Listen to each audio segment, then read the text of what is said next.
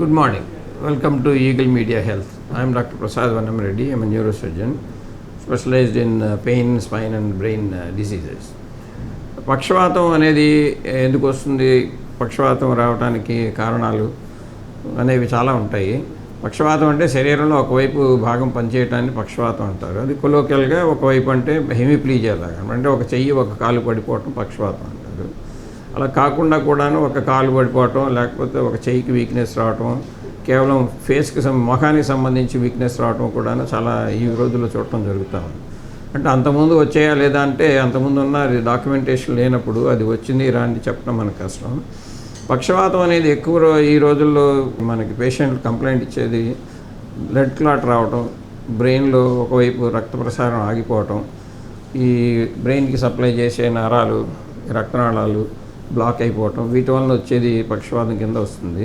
Right side బ్రెయిన్లో ఎప్పుడైతే రక్తపాతం కానీ రక్త ప్రసారం కానీ తగ్గిపోతుందో అప్పుడు లెఫ్ట్ సైడ్ శరీరానికి కాలు చెయ్యి పడిపోవటం, మూతి వంకరపోవడం జరుగుతూ ఉంటుందన్నమాట. అలాగే ఎడమవైపు రక్తం ఆగిపోవటం వలన, లేకపోతే ఎడమవైపు రక్తనాళాలు చెప్పడం వలన, ఎడమవైపు బ్రెయిన్ పాడైపోవటం వలన కుడివైపు ఉండే చెయ్యి కాలు మిగతా శరీరం కూడా పనిచేయటం ఆగిపోతుంది. కేవలం కుడివైపు అని ఉండదు, ట్రంక్కి సంబంధించి అంటే పొట్టకు సంబంధించి చెస్ట్కి సంబంధించి రెండు వైపులా కూడాను దానికి వీక్నెస్ వచ్చే రిస్క్ ఉంటుంది. అలాగే వీళ్ళకి యూరిన్ మీదను మోషన్ మీదను కంట్రోల్ కూడా పోయే రిస్క్ చాలా ఎక్కువ ఉంటుంది. పక్షవాతం కదా ఒకవైపు యూరిన్ పోవడం అట్లాంటి ఉండదు, మొత్తం శరీరానికి సంబంధించిన రుగ్మతలు మిగతావి కూడా ఉంటాయి అన్నమాట. అంతేకాకుండాను ఈ వీటిని ఏదైతే మనం స్ట్రోక్స్గా అంటూ ఉంటామో అవి కొంతమందికి బ్రెయిన్లో ట్యూమర్లు ఉండటం కూడా వస్తాయి. అవి బ్రెయిన్ ట్యూమర్లు కానీ స్ట్రోక్లు ఇది రక్త ప్రసారం తగ్గిపోవటం కానీ అనేవి మిగతా జబ్బులతో వచ్చినాను వాడికి ఎప్పుడు వార్నింగ్ సైన్స్ ఉంటాయి. నాకు సంబంధించి నేను చాలామందిని రిక్వెస్ట్ చేసేది ఏంటంటే, ఈ పూర్తిగా కాలు చేయి పడిపోకుండా మీకు ముందు కొన్ని వార్నింగ్ సైన్స్ కింద వస్తాయి కదా, ఆ సమయంలోనే మీరు పోయి డాక్టర్ని చూసుకుని దానికి సంబంధించిన టెస్టులు చేయించుకోవటం వలన సివియర్ డ్యామేజ్ అంటే పూర్తిగా కాలు చేయి పడిపోవటం, లేకపోతే అన్కాన్షియస్గా అయిపోవడం, అలాంటి పరిస్థితికి వెళ్లకుండా ముందే నివారణ ప్రయత్నాలు చేయడం చాలా మంచిది. అందుకని చాలామందికి బ్లడ్ ప్రెషర్ ఎక్కువ ఉంటాం, షుగర్ ఎక్కువ ఉంటాం, ఇవి గమనించడం కానీ డాక్టర్ చెప్పినా సరే వాటి గురించి టెస్టులు చేయించుకోవడం కానీ చేయరు. కేవలం ఈ ఒక ఆర్ఎంపీ దగ్గర లేకపోతే ఒక మందుల షాపుకి పోయి వాళ్ళకి తెలిసిన మందులు వాడుకోవటం వలన ఇలాంటి సీరియస్ జబ్బులకి నివారణ జరగడం చాలా కష్టం. అలాగే ఇలా సీరియస్ అయిపోయిన తర్వాత జబ్బులకి ట్రీట్మెంట్ ఇవ్వడం కూడా చాలా ఇబ్బందులు పడుతుంది. ట్రీట్మెంట్ వలన మీకు కావాల్సినంత ప్రయోజనం కూడా ఉండే అవకాశం తగ్గిపోతుంది.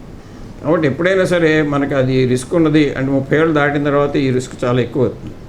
ఎస్పెషల్లీ మనకి భారతదేశంలో డయాబెటీస్ కానీ బ్లడ్ ప్రెషర్ కానీ చాలా ఎక్కువ ఉంటున్నాయి. కాబట్టి ఇది 30 ఏళ్ల వయసు నుంచి కూడాను మీరు ఈ రెండు జబ్బుల్ని కూడా ప్రత్యేకంగా రాకుండా చూసుకోవడానికి ప్రయత్నించాలి. ఒకసారి వచ్చిన తర్వాత దాన్ని కంట్రోల్లో పెట్టుకోవాలి.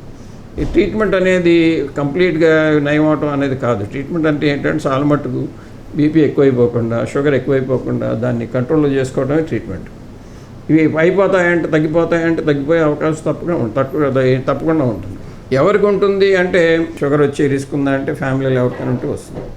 షుగర్ ఉండే రిస్క్ ఉంటుందంటే ఇప్పుడు తిండి గురించి శ్రద్ధ లేని వాళ్ళకి వస్తుంది.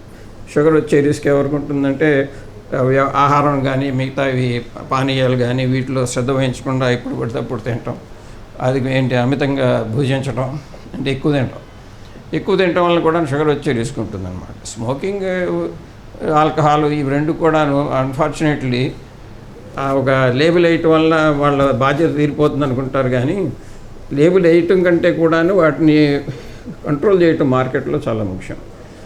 ఎవరికైనా సరే పిల్లలు కానీ పెద్దవాళ్ళు కానీ యాక్సెస్ లేకపోతే దాని గురించి వాళ్ళకి ఉండే రీచ్ తగ్గిపోయేసరికి జబ్బులు కూడా తగ్గిపోయే అవకాశం ఎక్కువ ఉంటుంది. కాబట్టి ఆ విధానంలో ప్రజలు ఎప్పుడూ ఆలోచించుకుంటూ ఉండాలి.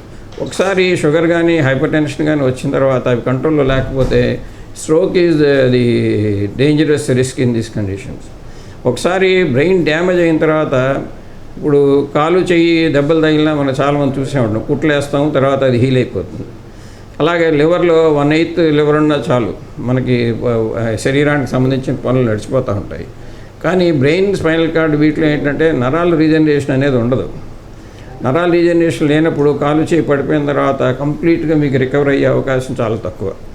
అందుకని ఈ స్ట్రోక్ గురించి కానీ మిగతా వాటికి రిస్క్ ఫ్యాక్టర్స్ కింద ఉండే డయాబెటీస్ కానీ హైపర్ టెన్షన్ కానీ కంట్రోల్లో ఉంచుకోవడం అన్నది చాలా తప్పనిసరి. Like and subscribe Eagle Health and Beauty.